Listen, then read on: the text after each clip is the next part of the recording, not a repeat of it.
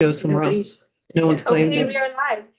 All right, we are reconvening our afternoon hearing and switching to S-127, an act relating to housing and housing development, a bill that is currently in our Housing Committee on the House side.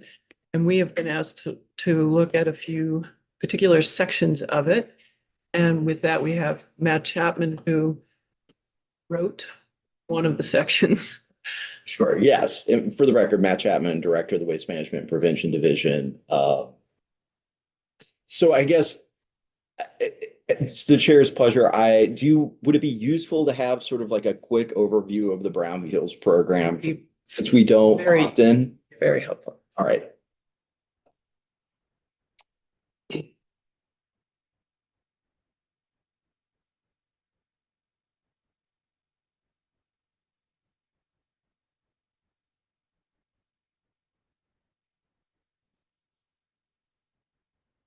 So brownfields. So sort of what are brownfields and maybe it's worth sort of stepping back and just reminding that the Agency of Natural Resources has regulatory authority over releases of hazardous materials in the environment, basically spills, right? So spills, sort of a UST and AST tips over, there's a release from a drum, you're supposed to report that to the Agency of Natural Resources. And you have a legal obligation to basically clean up that release. So it's the state equivalent to the federal Superfund or CERCLA program. And so in addition to that sort of mandatory sort of regulatory component of things, we also have, we call it the Brownfields program. It's a voluntary program that the state administers where there is where real property is, the reuse, expansion, or redevelopment of real property is complicated by the release or threatened release of a hazardous material. So it's just like if you think your development may be impacted by historic contamination, you can voluntarily enter into a program with the Agency of Natural Resources where you basically get, you're under A&R supervision, but you get access to funding, you get technical assistance from the agency, you kind of get a lot more flexibility with the sort of timeframes as far as cleanup is concerned. And at the end, after the remediation is complete, there's a set of liability protection that you, as the current property owner who did the work, get from the state. And so this is it's a partnership program. It's administered by, well, it's a partnership between the agencies of Commerce and Community Development and the Agency of Natural Resources, and our colleagues in the RPCs. Basically, ANR, ACCD, and the RPCs all provide funding, sort of various pots of funding that are available through all of them. Some of it's state funding, some of it's federal funding. ANR provides sort of the technical assistance, and ultimately we're the ones who vest and grant the liability protection to the cleanup once it's complete. And ACCD provides a bunch of additional financial and redevelopment assistance to the redevelopers through the process. So this is a dashboard that ACCD sort of keeps available, but I think it's actually sort of a great overview of where things are in the Brownfields program. I provided a link this material is on our website, on your website. I provided a link at the bottom in the slide, but basically there have been over 700 housing units developed through this. There have been more than 42 projects, I believe, this year going through the process, and we've cleaned up over 71 acres. So this is sort of our sort of snapshot of where things are in the world, and you can sort of dig down into county level information if you're interested in that. This is just 1 year? I believe so, yeah. You know what? Let me check with ACCD about the duration on this. It may actually be longer than that. Yeah.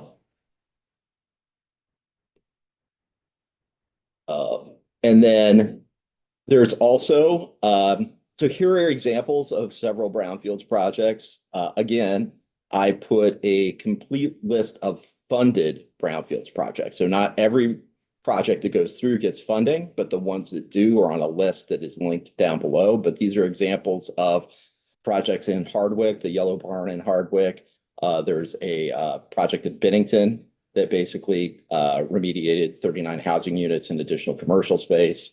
One in Brattleboro that also had both housing and both affordable housing and other housing, and then one in Burlington, which was 48 units of housing, 10 affordable and 38 market rate. So again, if you go to the link, you can sort of bore down and look at the communities you're in and the projects that have been funded throughout the state. I mean, that's sort of like a broad-based general overview. It's an assistance. It is a semi-regulatory program. Like once you're in it, you kind of are in it to clean up the property. People who own property with releases on them need to address them before they redevelop them. But that's sort of a very broad overview of the Brownfields program. And I guess I'll pause and just like, is there any place you would like me to get into greater detail on? Members have questions on the brownfields overview?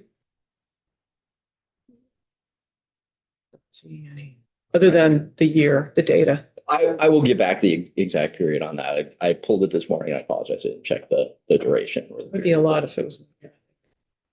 And then the other document, I went ahead and wrote sort of comments and an overview of the provisions of S-127 that the agency's involved with. And so there's several sections, and I'll just kind of go through them quickly so that committee members are aware of what they are, what they do. And the largest one, and frankly, the most substantive one, is the first in section 10. It's a change to managing what we call development soils.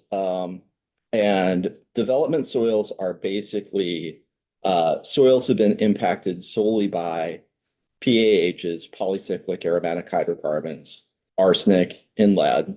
So PAHs are basically uncombusted carbon compounds, and they're often from things like vehicle exhaust, soot from a boiler or a wood stove, ash from building fires, and other sort of similar things that get left on the environment.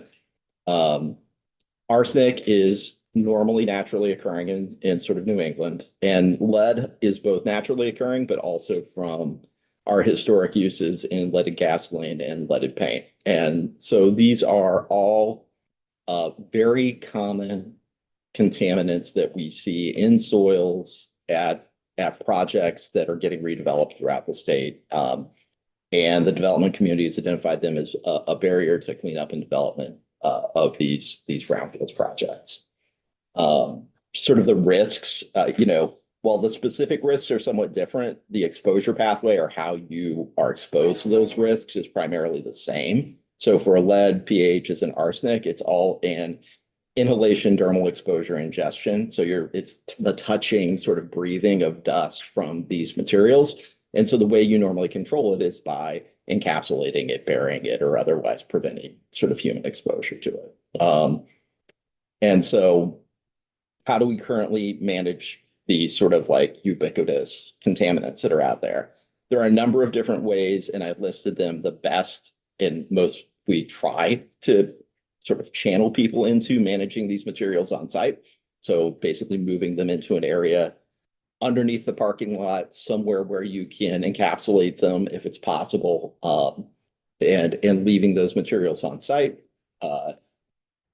That's the best way to do it. And we often encourage people to do that, but it may not be an option because in urban areas, you're space confined as far as the limitations of your property and the site.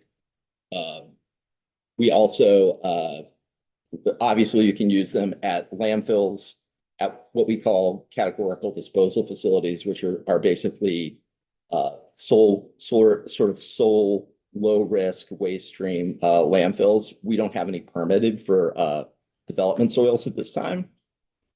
And there are other ways that you can do it as far as you can manage them on another contaminated site. So you could move these low contaminated materials to another contaminated site and manage them there. Or there's under certain circumstances, where it's sort of historic fill, which is a fairly long and complicated exemption, but if you can demonstrate that you meet the criteria for historic fill, you don't have to deal with those. It's sort of an exemption to our rules. So what does Section 10 do? So Section 10 is basically giving ANR another tool to manage these sort of ubiquitous soils so that they're not the most common way they end up getting managed is put on a truck and shipped to Coventry. And that's not necessarily a good use of landfill space. And it's a fairly expensive issue for people trying to develop these properties. So basically the way Section 10 would work is it would for contaminated sites under the supervision of the Agency of Natural Resources, where we're basically supervising the testing and investigation. And we can determine that we only have these three contaminants of concern, arsenic, lead, and PAHs, and they aren't in concentrations that might result in leaching, right? Because we don't want any groundwater impacts. Then it allows them to be managed at another site through a permit called an IWMEA. It's basically an insignificant waste management event approval. It's a one-time disposal event that ANR authorizes. And we would have to determine that the site is suitable for the soils, that the soils are capped either with a clean soil cap or under pavement, that future disturbance of the soils is basically overseen by ANR, and that there's a notice of the land record that defines where the material is going. So basically it creates another option for people who are in our downtown areas who need to manage these materials to move them to some place that needs fill and manage the risks in a way that that prevents an exposure issue. How is it different from receiving site management? So I think the major difference between the two is that receiving sites need to be contaminated. And this basically allows you to move the material in a way that manages the risk at a site that is otherwise uncontaminated. And how does a property owner know their site is contaminated? So normally, a person would do like when you're buying a commercial property today, normally the bank will tell you need to do you get either all appropriate inquiry or a phase 1 environmental assessment. So it's basically a review of historic land use practices and permits and a visual observation to determine whether there's ever been a land use that might have resulted in sort of environmental contamination on the site. So it sort of starts at the desktop sort of permit level review. And if there's anything there, if there's a recognized environmental condition, then you basically move to an actual analytical environmental set of testing on the site to figure out whether there might have been, say, some contaminant issue there. Is adjacent to a busy road? I mean, it seems like certainly with lead and possibly these PAHs. So that's it. That's probably not a condition itself. A lot of the time, what we see is there's a historic building, right? That's being redeveloped. It might have had an old oil tank that leaked, or it might have used solvents at some point in the past, and they're going through and they're doing an investigation to basically manage those issues. And this phase 1 process, it's comprehensive, right? So you basically go and you look for all of these sort of other potential conditions that might exist on the property. And that's where you flag these PAHs, lead and arsenic. Sometimes they just get identified during like a development. So for example, VTrans will be going through and doing work, and we'll see like historic building ash or fire, like ash as they go through and do excavation work. And we'll then have to manage that material as a part of that work. Other questions? Section 10. Representative Chapin. Sure. Lots of questions. Where to start? I guess I'm interested in understanding how this complies with federal, with federal regulation. I'm interested in understanding what our neighboring states or other states do. Is this done anywhere else? Is it done with other contaminants? If it feels really unusual to me, but I haven't really done a lot with brownfields in like 25 years. So yeah, can you talk about where you would find contaminated soils being moved to a non-contaminated site in any other respect? I'm also interested in understanding what else these soils have been tested for before they get determined to be able to be moved to a uncontaminated site. Sure. So I'll answer your second question first. So I think the important part of this is that they need to come from a site that's under the supervision of the Agency of Natural Resources. And then we're basically doing that review of the work that's taking place to say, okay, what are the potential sort of industrial past uses that have taken place on the site? What sort of contaminants might we be concerned about? Okay, let's make sure that we've tested for all of those. And if you see basically an area where the contamination or the issues are limited to PAHs and arsenic or lead, it's often PAHs, that there's an opportunity to basically manage them more flexibly. As far as, so every state in New England, well, up and down the East Coast, these sort of development soil issues, these sort of three common contaminants, and specifically PAHs, are a challenge for all of the states to manage. Everyone manages them slightly differently, and everyone manages them at different levels and concentrations, right? So I don't know. I am unaware of anyone who takes the approach that we're taking here. There's a lot of different approaches that folks take. I think our standards, generally speaking, our standards are slightly lower than other jurisdictions. And that's certainly one of the things that we took into consideration, why we're sort of comfortable with this as a management technique with respect to managing these soils. Lower meaning conservative. More conservative, more conservative. Okay, and then in terms of how it aligns with clearly Oh. federal legislation, federal laws allow this. So the federal government doesn't like assert circular jurisdiction or sort of Superfund jurisdiction down to sites that are like this, right? So to some degree, this is sort of like our regulatory approach is much broader than Superfund is. And there's a sort of process you go through to have the federal government come in, and these are unlikely to ever sort of go over the threshold for where EPA would become involved. I mean, again, I think it's important to sort of know everyone who's participating in the brownfields program needs to go through sort of that phase one process. And that phase one process basically gives you some, sort of a Superfund shield from EPA jurisdiction. So it's unlikely EPA would ever come in and do anything with respect to these, but there's also that other aspect. I don't just mean under CERCLA. I mean, like, basically, if this allows you to intentionally contaminate a site that's, we believe, is largely uncontaminated with these materials. And so to me, that really, it doesn't go against any law.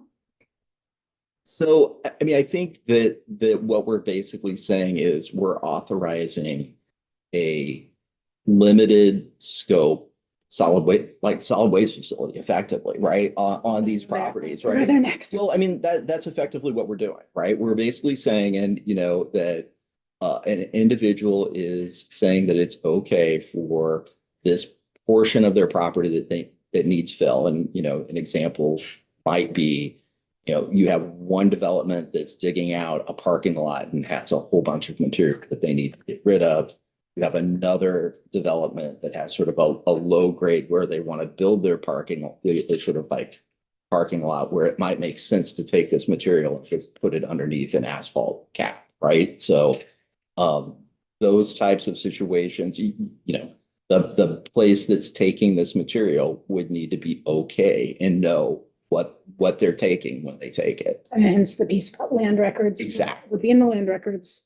Would it be called something specific in the land records? Does it fall under some kind of permit or a solid waste facility? Is that sort of where where this goes? Yeah, so the IWMEA is actually a solid waste permit. So it's issued by the solid waste program. It's under its sort of continued sort of oversight and jurisdiction by ANR, right? I mean, to some degree, I think it's acknowledging that there's a risk, but the risk is being managed, and we're comfortable sort of with the approach of managing the risk. Sorry, I'm just trying to further wrap my head around this. So then, and it's a one-time, it's not an ongoing solid waste permit. Correct. It'll be in the land record. So I'm thinking about does this happen? Is this expected to happen on state-owned land as well as private property? And then what does it do to the property value? And do we have any concerns about that? I don't know about state-owned land. I mean, again, I could see there being instances of like V-Trans owned properties or other properties where it made sense to do this, but it's not something that's firmly I mean, it's not sort of at the center of the contemplation of what this would work like. I have not given any thought to property value. I mean, to some degree, this is intended to be a consensual relationship between a person who has excess material and a person who's willing to take that excess material. And so there's, at least on my part, an assumption that the person who is taking it understands it's sort of a free and fair sort of transaction that's taking place, so that they understand if there is an impact, what that impact might be. Great, thanks. Fascinating. How often has this come up? Or like, what's the universe of potential uses?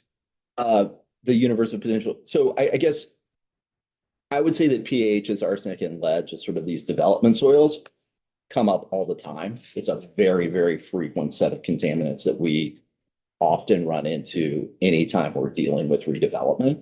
And so it's trying to, again, it's trying to open up the set of options to people so that they have another management option. How often is it going to be used? I don't know. That's actually the next section is having us come back and report on its use. But yeah, so Okay, let's keep going. Oh, Representative.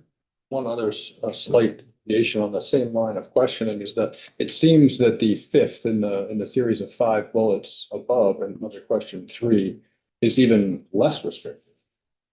that is correct. And so this one is slightly more restrictive than that considered historic fill exception. Well, I think that's people are already not taking advantage, as you know, of the historic fill exemption. Why would they want to do this? so. That's a great question. I mean, we probably 7 or 8 years ago, before I was in this job, made the historic fill exemption. It's sort of out there for pre-1985 fill. It's not intended to be sort of a situation where you have a native soil strata. So it's intended to be a situation like you have in Burlington's probably the best example, where you have just a lot of fill that has moved into Burlington over, the 100, 200 years that Burlington has been around. And so it's intended to sort of deal with some of the fill related issues. Again, it's limited in the scope of what it covers to PAHs, arsenic, and lead. But it does provide broader set of management options, and frankly, an exemption from management. We don't see people using it. I don't know. I can't tell you why people aren't using it. It may just be a lack of familiarity with it. But it's certainly an option for it. How do you prove something's historic fill? So I think it's based on the nature of the soil. My staff are much better at like sort of getting into the geological and the technical aspect of this, and they could tell you whether the soils are native, what they would expect to be native sort of till or in the area versus something that's basically been filled over time. Just suspecting that's why it's not used. I mean, that seems like it would be, even for a soil scientist, challenging. Okay. Right. So the next section is section 11, and really what that is it just has A&R coming back to the legislature as a part of the biennial solid waste report, reporting on the use of this new authority, the categorical certification authority, sort of all of our suite of options and how people are managing development sources. And that's sort of an ongoing reporting requirement tied to the biennial solid waste report. Section 12 amends a portion of our law that basically prioritizes brownfields projects that have a housing element. So it basically tells us to effectively put those at the top of the stack and prioritize our review of those. That was in the House version of the bill, right? We are. I believe it was, yes. Yeah. Let's see, section 13. This is a report back on November 15th of this year that basically has us look at two different elements. One is it asks us to survey sort of brownfield redevelopment stakeholders to basically look at process improvements in the program, sort of what things can we do better, and also sort of identify the pinch points in the redevelopment process where time is really tight and they need agency action to basically facilitate the redevelopment or some of the financial restrictions. And that's kind of been my experience is things go really, there are several points in the redevelopment process where things need to go faster when financing is available or so forth, where they need a decision from us. So trying to get clarity from folks on where that is. The other study element is it has us looking at evaluating a licensed site professional program. So this is a sort of a program that is used in numerous other jurisdictions, including Massachusetts. I believe Connecticut also uses it. It basically would take a set of low-risk sites and have us review people and not projects. So we would be responsible for basically overseeing the quality of work that people are doing. It basically, we would play the role of sort of a licensure board with respect to those individuals, and they would have more autonomy to make decisions under the sort of regulatory framework that we have than we currently do. So that's an evaluation, doesn't just says what are the strengths, where are the weaknesses, how will we need to change the program, what sort of benefits might it bring. Is any questions with any of that? Okay. And then the last change is in section 14. And it basically takes an existing pot of money that was appropriated a couple of years ago in a one-time appropriation from the general fund and moves it to an existing special fund. And this is important basically because there are issues around July 1st with the fiscal closeout and moving forward one-time appropriations that basically lock down the money from between June and basically September when we need the money the most, which has made it really challenging to access this and use it.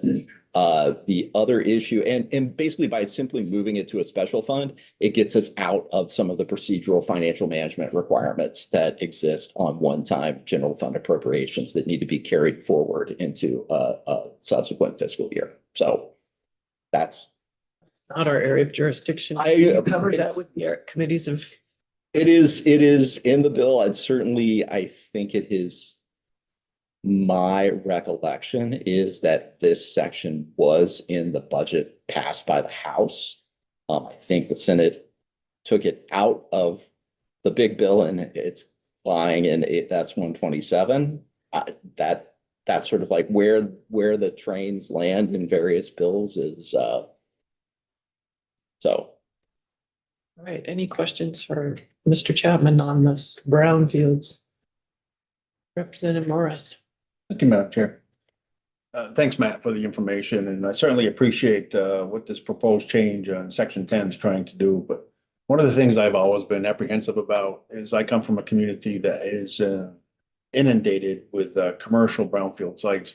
And when we're starting to shift to a prioritization for housing units, I'm wondering what happens to those commercial sites that are either in process or need to be processed. And I know you have a limited amount of money. Yes, so I think it is fair, and I did note in my testimony, especially with respect to section 12, right? Like if you are prioritizing housing, then that means that other projects go down, right? So that's a policy choice. We wanted to be fairly clear and have it in statute so that prioritization is a broader agreed upon approach amongst everyone. So yeah, so I think it would mean that some potential commercial redevelopments might see some delays at some times if there are a number of housing projects moving through the process that take up staff time. You have a sense of the breakdown between the two right now? I do. I have it in my notes and I will grab it. And I believe, well, again, I think the slide that I showed you is probably the best one, which is we have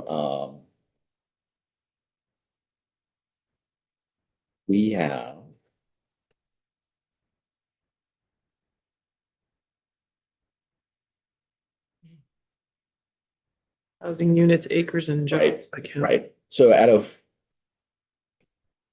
42 projects, we're developing 706 housing units.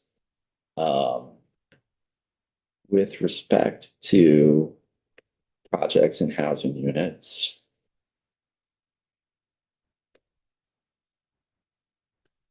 I can get that for you in just a second. I have that.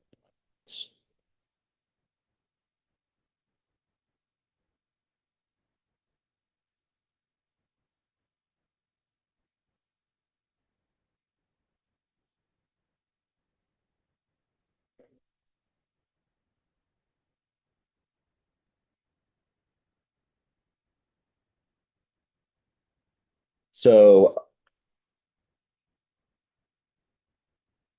of the projects, so right now we have 242 sites enrolled in the brownfields program that we administer. So and of those 242 open sites, 50 of them include a redevelopment where the final use will be housing. So 25%. Yeah, majority are commercial, really, non-housing. And I should say, that the final use will be over 80% housing. So there may be in some of these other projects, smaller sort of housing elements, but it's a majority commercial project. Representative Morse, were you finished? No, but I think I'm finished with the question for today. Representative Tagliavia?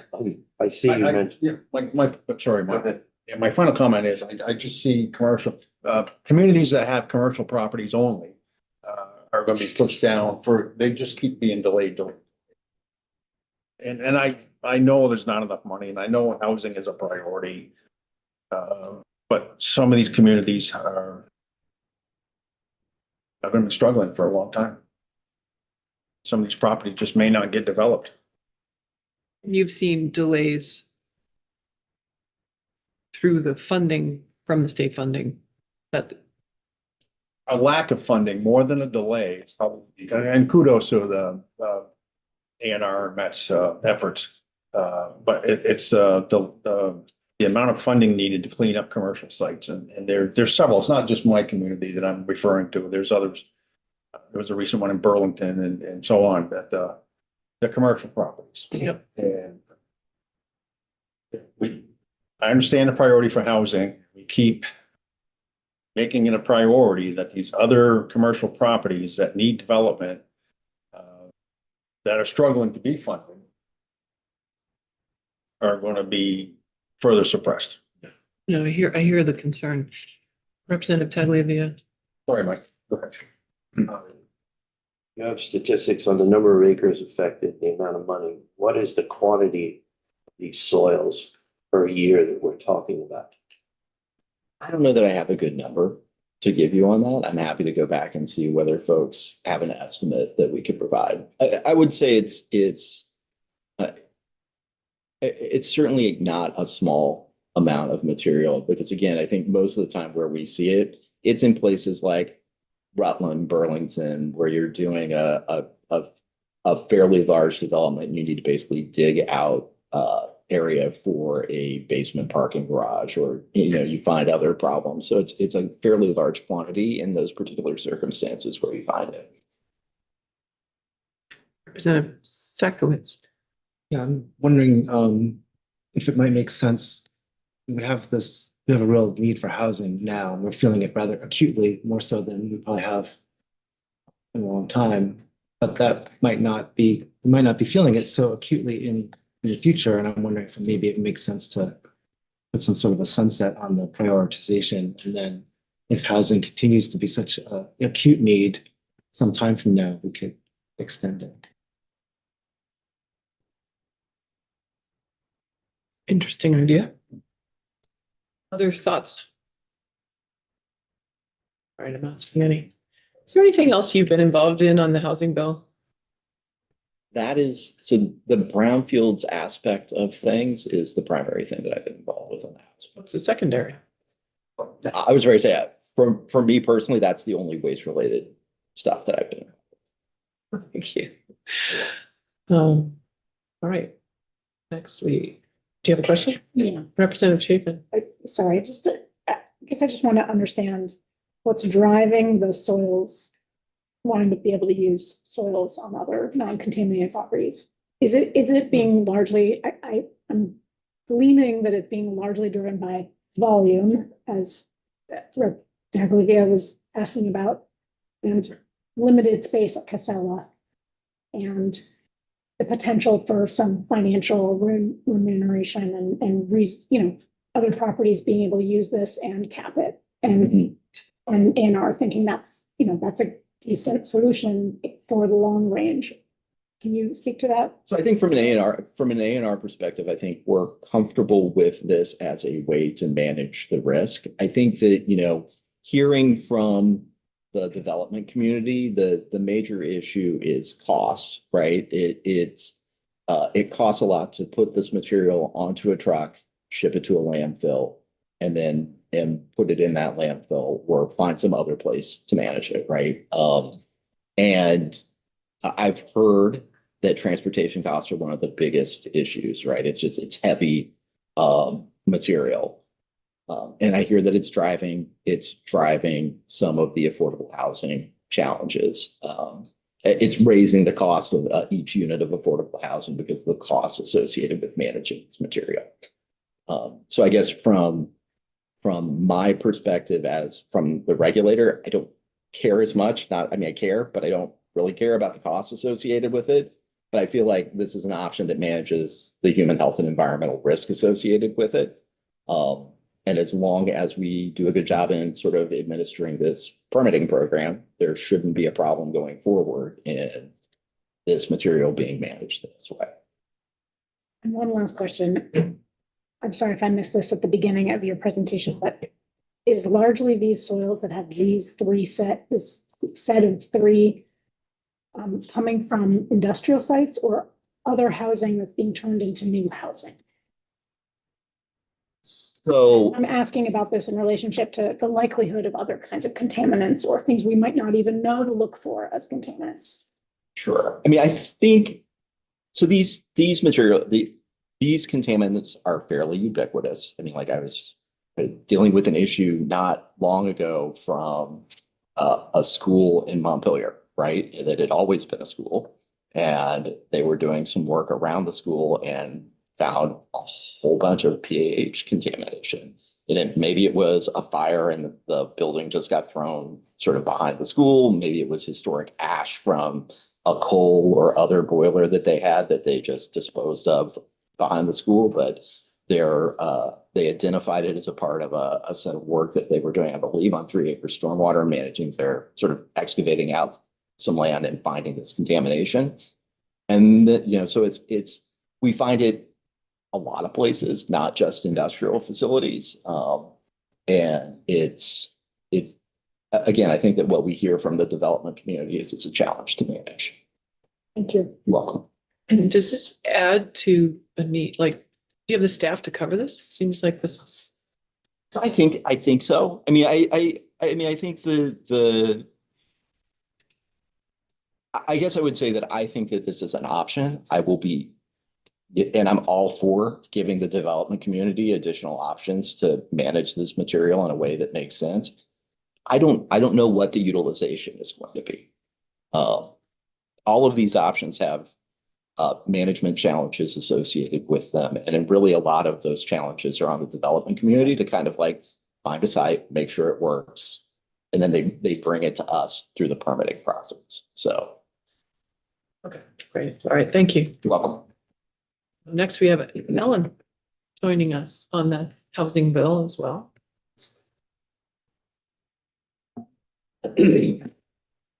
Ellen Tchaikovsky, Office of Legislative Counsel. I have provided some slides today on S-127, so I'm going to share my screen, but they have also been posted. And so I haven't been here in a while, but I'm the land use attorney, and so I have not worked on S-127 at all. I haven't been invited to testify at all on this bill, and so I'm not super familiar with it. But S-127 is one of the housing bills that are moving currently. And there is a portion of the bill currently being called CHIP, the Community and Housing Infrastructure Program. And there's language in there that is Act 250 language. So Section 16 of the bill has came over from the Senate, starting on the bottom of page 24, but going into 25. And then onto page 30, the language I'm going to be talking about is on page 31. Right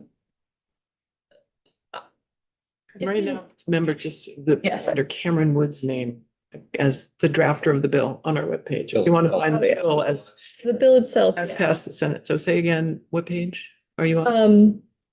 The sections on CHIP start on page 25, but the language I'm going to be talking about is on page 31. I cannot describe this program to you.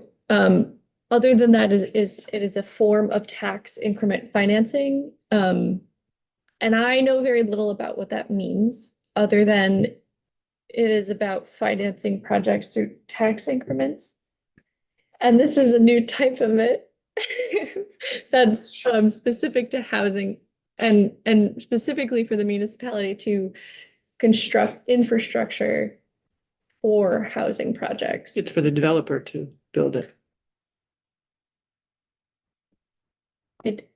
Yeah, I really can't speak to how it's going to work. But within section 16, section 1910 is the housing infrastructure project application. And so there are a list of requirements in that section that the Vermont Economic Progress Council will review as part of the application by the municipality. And one of the requirements is a location requirement. So the Vermont Economic Progress Council shall review a municipality's housing infrastructure project application to determine whether the housing development site is located within one of the following areas. An area designated Tier 1A or Tier 1B under Act 250, or an area exempt from the provisions of the chapter pursuant to 6081D, which are the interim housing exemptions. An area designated Tier 2 under Act 250, or an area in which the housing development site is compatible with regional and town plan use plans, as evidenced by a letter of support from the Regional Planning Commission or the municipality, or an existing settlement, or an area within 1/2 mile of an existing settlement as defined in Act 250. So what are those areas? Those are all definitions from Act 250. So the Tier 1A area these are areas that you all passed last year as part of Act 181 and creating the tiered system of jurisdiction under Act 250. This is a new part of Act 250 that hasn't fully taken effect yet.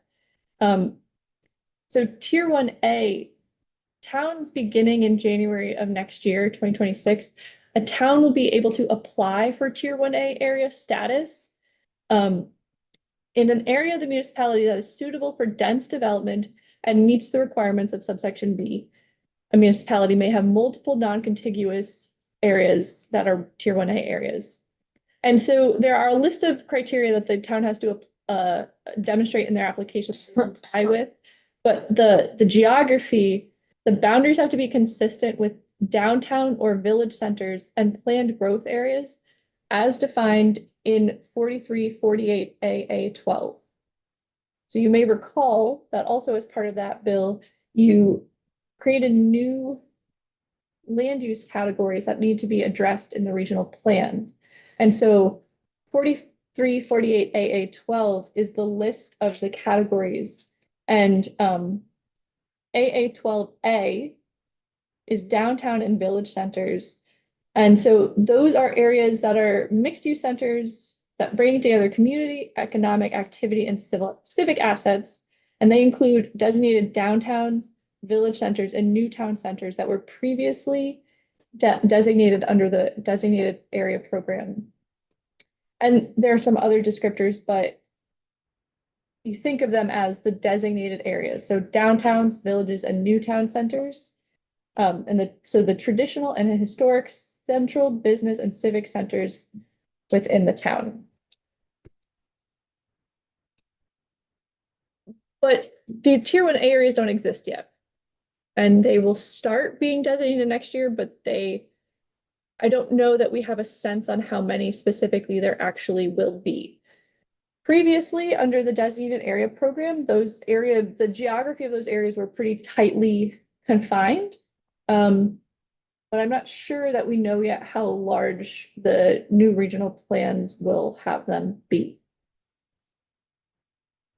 And then it also includes planned growth areas, which are the areas for high density, existing settlement and future growth areas with concentrations of population, housing, and employment for the region. Are you reading from the slide or are you reading? I'm not reading from the slide for this part. This is the text of 4348 AA 12, and it's very, very, very long. It's set like 7 pages, so did not include it all in the slide. But that goes on. So for this first part, for Tier 1A, it includes both downtown, village centers, and planned growth areas as those areas are defined. But there is not a specific size for any of those included in the description for the regional plan. Did we, though, limit those areas to places already served by water and sewer? Yes. For planned growth areas, yes. And the municipality's requirement for part of their designation, they have to have yes, they have to have, I can't remember if it's water or and.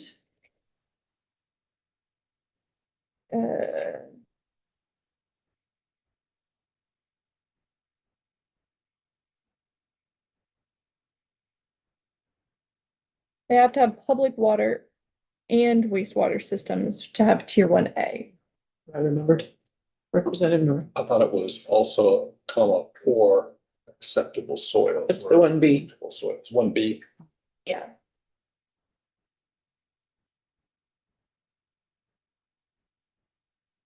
So then also there's the designation for Tier 1B areas. So the Tier 1B area designation will happen separately as part of the regional plan review process.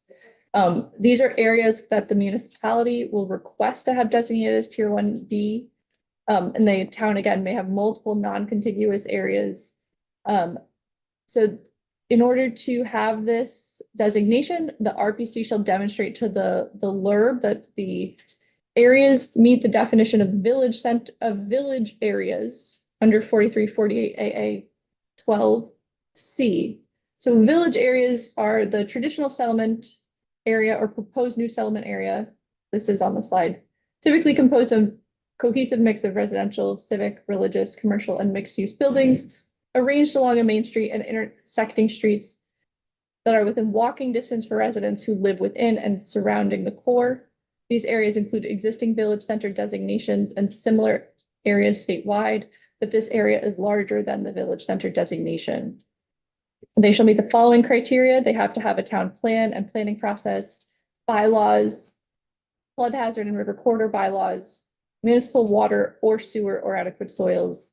And the area has to have some opportunity for infill or new development where they can grow and be flood resilient.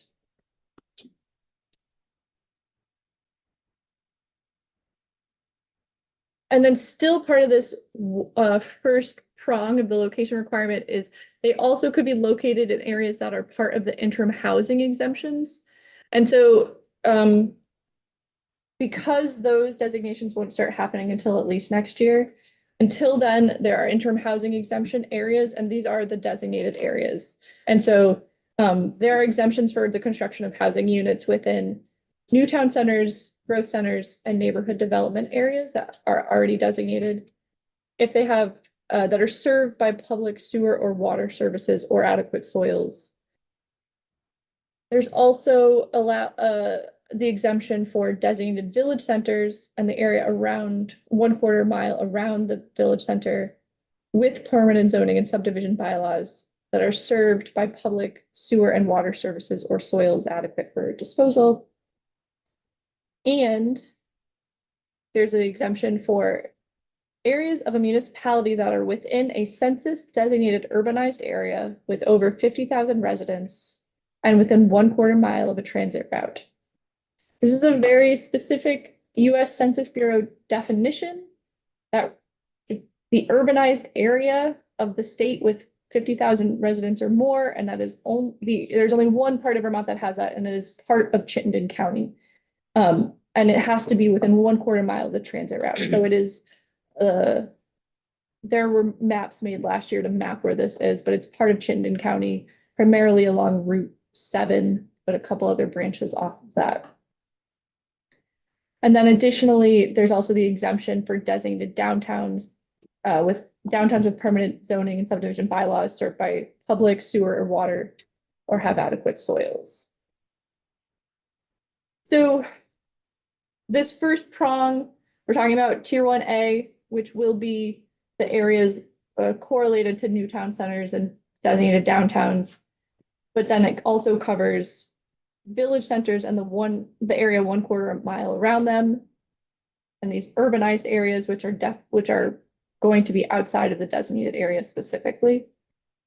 And then also Tier 1B, which will be these village centers, which are areas larger than what we knew as designated village centers. And all of Tier 2. So that's the next part. So then prong 2 is it could be located in designated Tier 2 area. And the definition of Tier 2 is any area that's not Tier 1 or Tier 3. And so Tier 1 are those areas I talked about, the core, the designated areas. So we have designated downtown village center areas that the town applies for. Tier 3 are the critical natural resources that are going to be defined by the board. So we also don't know what those areas are yet. They have to, at a minimum, look at areas such as river corridors, headwater streams, habitat connectors of statewide significance, riparian areas, Class A waters, natural communities, and other critical natural resources. But so the CHIP program won't be eligible for Tier 3, but Tier 2 is everything else. And so Tier 1 are the small core areas for our downtowns. Tier 3 are the critical natural resource areas. Tier 2 is everything else, which is most of the state. There's also this other part of this definition, which is an area in which the housing development site is compatible with regional and town land use plans, as evidenced by a letter of support from the Regional Planning Commission for the municipality. I don't know anything about this language.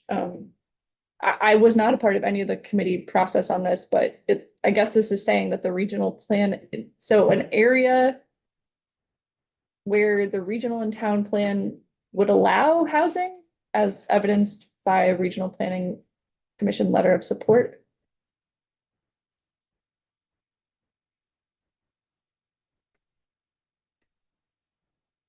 That's one of the, I don't know anything about that. I guess, To go outside of the planning work that we're setting up. right, and so what could that be? I mean, there are regional plan maps and town plan maps, which highlight areas where residential development is encouraged or allowed, depending on the type of map. Not every town has a town map laying out where they would have the uses encouraged or allowed. And I don't know the extent to which regional planning commissions allow or discourage residential development in parts of the region. I don't have a ton of background on that, but I think many town bylaws have residential development as a part of many of their districts, not all. But residential development is in a lot of residential zoning districts, I would say, or residential in a lot of zoning districts generally. Seems out of sync with what we've set up and focus on tier 1A and 1B here. Makes sense to me. But adding the entirety of tier 2 doesn't make sense to me. So the last, there's a third prong to this also. Or located in an existing settlement or an area within 1/2 mile of an existing settlement. And so this is also an Act 250 definition. An existing settlement under Act 250 is a designated area. So one of the existing designated areas, downtown, village center, new town center, growth center, neighborhood or neighborhood development area. Or an existing center that is compact in form and size, that contains a mixture of uses that include a substantial residential component and that are within walking distance of each other, that has significantly higher densities than densities that occur outside the center, and that is typically served by municipal infrastructure such as water, wastewater, sidewalks, paths, transit, parking areas, and parking lots, public parks or greens. But it does not include the strip development outside of the existing settlement. The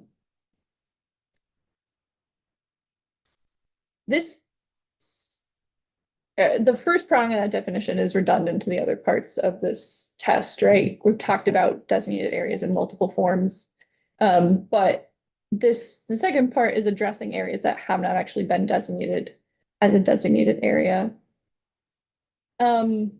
And this would last forever and not be related to the actual implementation of the tier 1A and B and the ending of the interim exemptions. And how does this number 3 relate to the interim exemptions? Well, so the interim exemptions are for designated areas. And so, I think when you include tier 2, this is redundant. Right, but let's say we remove tier 2 and we are now talking about 3. We do 1A, 1B, and what does 3 do that isn't already covered also by the interim? And remind us what the interim exemptions are. So the interim exemptions are housing exemptions for the designated areas. Do they include a requirement for affordability? No. Okay, so for the designated areas, but they also don't they have a buffer around them, some of them? Yeah, so that's back on this slide. So the interim exemption, Number slide. I don't know. My slides aren't numbered. 6. The third from the last. So First interim exemption is for 75 units of housing within a designated new town center, growth center, or neighborhood development area that has public sewer or water or soils. And then there's the village center within, and the area 1/4 mile around a village center. Thinking, and this other one was half a mile. Yep, We're sort of doing another kind of chaos. yeah. So for the existing settlement definition, I think maybe the only thing it's adding is the existing center part of that existing settlements that are existing centers that aren't currently designated as anything. And so I think this definition has been used in Act 250 previously somewhat, before a lot of towns had designated areas. So there may be some existing Act 250 permits that reference these as existing settlements. But otherwise, it looks like someone could just argue potentially that an area has the compact form and size with a substantial component of residential. And I don't know the universe of that wouldn't fall under the village area definition. I don't know how much it's adding, but it seems like the only part of the state they're not including are critical natural resources, which are not clearly defined. Yeah.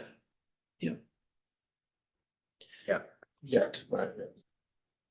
Yeah, and so I don't know the effective date on this. I guess I should have asked. This program is only until 2035, I believe. So I don't know the lag time though on how, like, I don't know if it's intended to start next year before some of these things are clarified or further defined. Yeah, I'm not sure. The whole thing takes effect, it says at the end, July 1, 2025, except section 4. That one takes effect on passage. All right, well, this is section 16, so presumably whenever the Progress Council begins their review projects.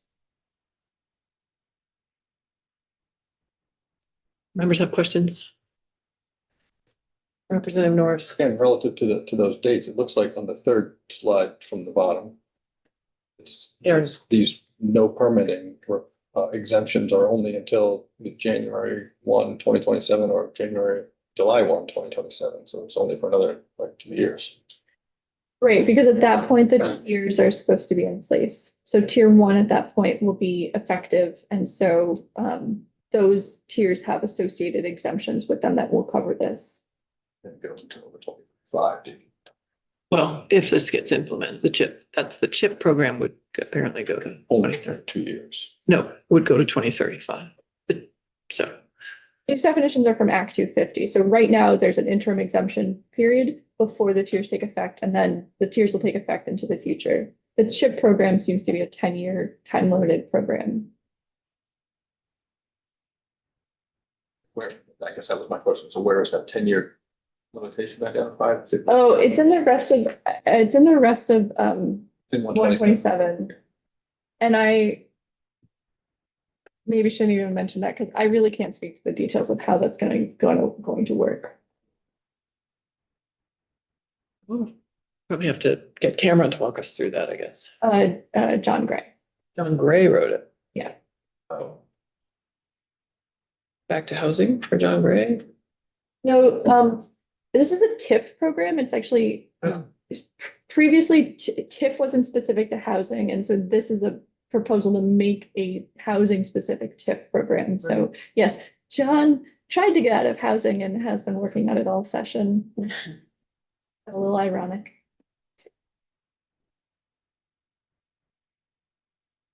Representative Chapin. It sounds like this isn't a question for Ellen, so it might be for a different legislative council, but I guess I'm just trying to understand the district. Like I think of the TIF program as having very defined districts, but it sort of sounds like the district is virtually all of Vermont. So I guess I'd love to hear more about how the district. We are being asked to comment on this language, to be clear, so it's currently come to us this way, but Representative Logan. So isn't this approach, it's a project-based TIF, rather than a district. So TIF is for the specific project.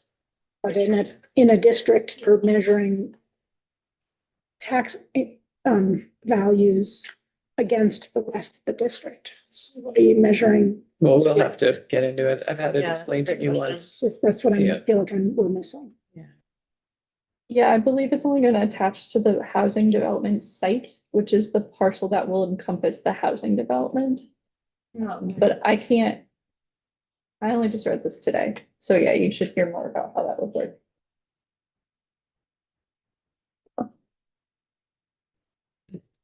You're joining us. Do you have a comment that's relevant to our conversation here? Yeah, I can try to help answer some of those questions. I represented Abby Duca from the Commerce Second Development Committee. And we've been tasked with just this section of S-127 to work on it.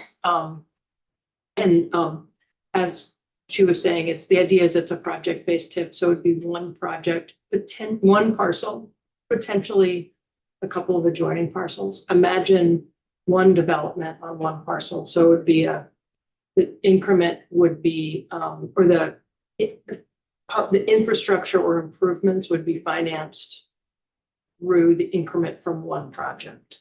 So imagine one apartment building, 20 units, and there's financing done to develop the public infrastructure associated with that project.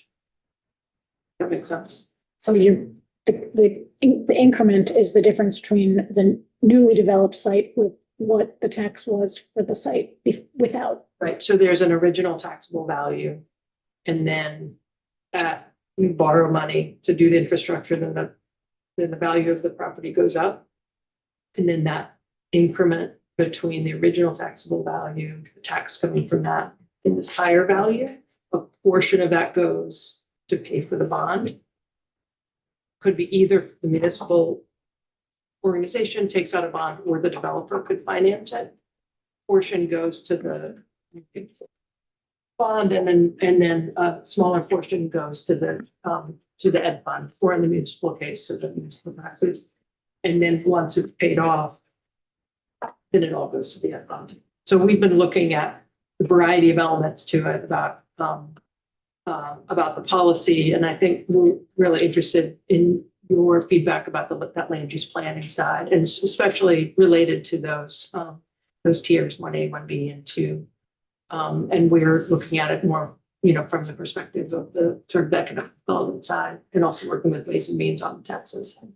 So you said it would be on a particular parcel and then you called it public infrastructure. And to me, that's more like a private extension from the public infrastructure that already exists. Well, so imagine it this way. It's not just public infrastructure. It's actually defined in that legislation as improvements, which could be infrastructure, but there's a variety of things in that, including landfill remediation, purchasing the actual property. So the idea behind it is to make it flexible enough. So if you're a developer and you're like, okay, there's this property, maybe it's a brown, there's a variety of things that could help you with that capital stack to be able to develop it into housing. Now, this CHIP program could be a piece to build that capital stack where you're financing one of the allowable improvements. It could be public infrastructure, such as water or sewer, which ultimately the municipality owns, or it could be brownfield remediation, right? Which nobody owns, it just enables the property to be developed. There's a number of different other, I don't have it in front of me, but there's a number of things in that. If you look at that definition of improvements, it's a combination. The definition includes a combination of public infrastructure and improvements to enable. The idea is right now, in order to develop housing, it's so expensive that it doesn't pencil out unless you're building housing that nobody can afford. And then nobody can afford it. So as a developer, you're not going to make any money, right? So the idea is this is a tool to add in that capital stack to bring the ultimate price of the housing down. So it could ultimately be public infrastructure, but it might not be. It might just enable the brownfield to be to be remediated, for example, so that the development can continue. Now, another important thing to know is that there's two places where it's being vetted in a public way. One is the municipality enters into an agreement with the developer, and there's a public process. A public vote is not required, but the legislative body, select board, city council, whatever it is, needs to approve it. And so there would be some public process about, yes, this is in the best interest of the municipality. So that contract is a requirement. That agreement between the developer and the municipality. And then it also is vetted by the Vermont Economic Progress Council, which is really focused on the economic, there will be a variety of things that they go through, including the viability of the project. So first the town has to agree to it, and then BEPC has to agree to it. And then there's an element of, and we had the Regional Planning Commission with Charlie Baker in the committee today talking about extending that language so that they would also need a letter saying this conforms to the regional plan. Did Charlie Baker comment on the broad application of the tiers? We didn't, I had left to come here before he was done, so he might have talked about that after I left. But I think he's certainly very interested in making sure that the projects are conforming to the planning, to the town or and regional plan. All right, so more to learn here. Thank you for joining us for that. Thank you, Ellen. Members, I want to take a short 5-minute break because we have our legislative council and Fish and Wildlife legislative